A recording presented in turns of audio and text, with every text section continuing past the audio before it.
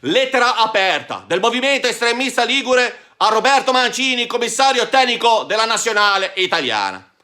Caro signor Mancini Roberto, commissario tecnico della nazionale italiana, cioè di tutta Italia, dalla Valle d'Aosta fino alla Sicilia estrema, lei si è permesso di fare una pubblicità promozionale per promuovere la regione Marche come meta turistica di tutti i turisti italiani, compresi quelli che vengono da Milano.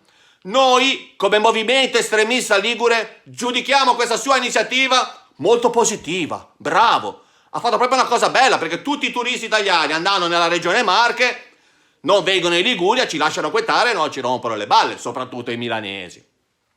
Però, caro signor Mancini Roberto, commissario tecnico, abbiamo già detto, tutte queste cose qui hanno un solo problema, che la regione Marche rispetta tutta l'Italia, nonostante si chiama Marche, ma è una sola. Faccia conto che tutta l'Italia sia il mio braccio, la regione Marche è un pezzettino così, essendo ottimisti.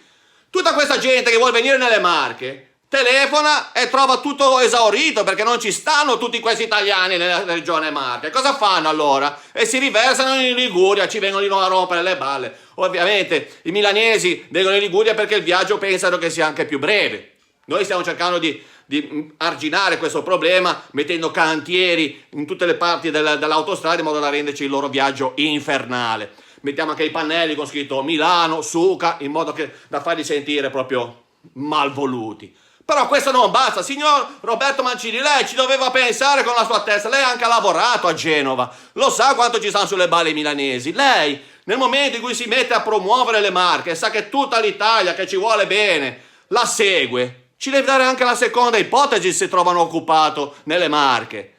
Ad esempio, l'agriturismo di mio cugino Magno in Abruzzo, vicino a Pescara, perché non ne ha parlato? Metteva il suo numerino, chiamavano anche lui.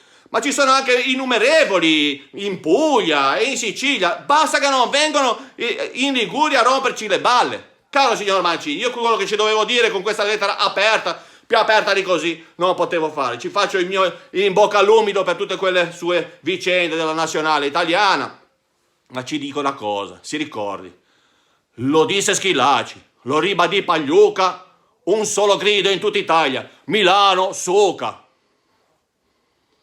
Fatemi avere il suo indirizzo che ce la mando questa lettera aperta, così la chiudo. Hasta la Liguria.